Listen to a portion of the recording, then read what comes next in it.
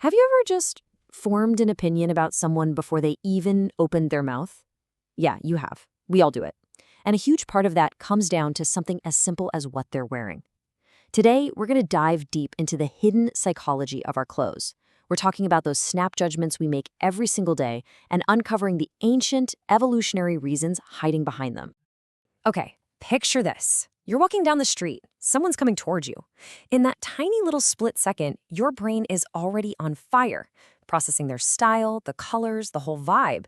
You've probably already made an impression, and you didn't even mean to. That instantaneous reaction, that's exactly what we're going to unpack today.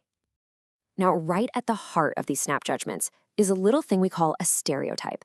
Basically, it's your brain taking a shortcut. It uses a fixed idea about a group to judge a single person.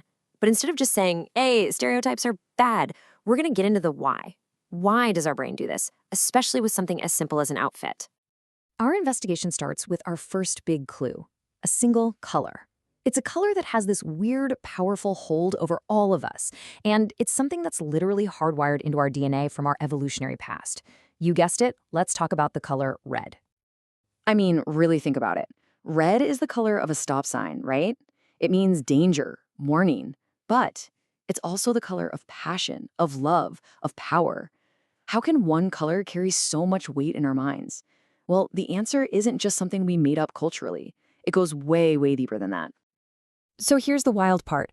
This red effect, it's not just a human thing, not even close. Out in the animal kingdom, red is a massive biological signal. For these little stickleback fish, a brighter red belly, better chance of finding a mate. For some birds and monkeys, it signals health, dominance, who's the boss. You could almost call it nature's billboard for, hey, I've got good genes. So we've got these deep, deep biological roots. For our ancient ancestors, a rosy, reddish skin tone was a clear sign of good health. Lots of oxygen in the blood. And then, over thousands of years, our cultures took that biological signal and just ran with it. We connected red with passionate love, think red roses, lipstick, and with good luck and huge celebrations all over the world. Our biology gave red its power, and our culture just cranked the volume up to 11. So how does that ancient wiring actually play out today? Well, there was this fascinating study by Elliot and Nista that looked right into this. They found that when men saw pictures of women wearing red, or even just with a red background, they rated them as way more sexually attractive. But, and this is the really crucial part, it had zero effect on how friendly or intelligent or likable they thought the women were. It's a very specific, very primal trigger. Okay, so color sends a powerful signal. We've got that. But what about style? What happens when the way someone's dressed sends what feels like a mixed message? And this brings us to a really common, really persistent stereotype.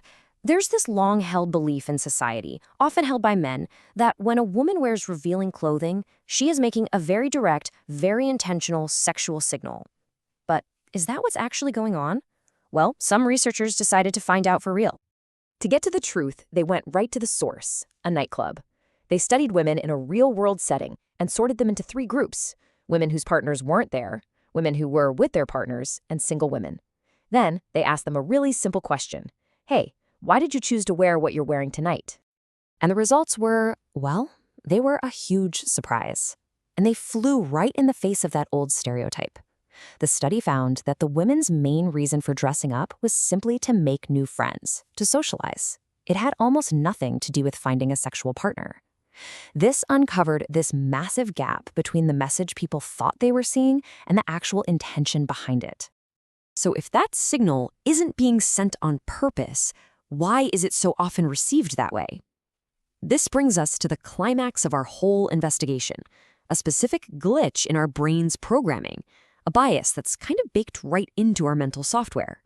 Psychologists have a name for it, the sexual overperception bias, and it's exactly what it sounds like. It's a well-documented tendency, found mostly in men, to interpret totally friendly or neutral signals from women, a smile, a nice conversation, or, a certain outfit, as a sign of sexual interest. It's not just a guess, it's a systematic overestimation. And just how common is this? Well, in one of the big foundational surveys on this, a staggering 72% of women reported that they've had a man misinterpret their friendly behavior as a sexual invitation. I mean, think about that.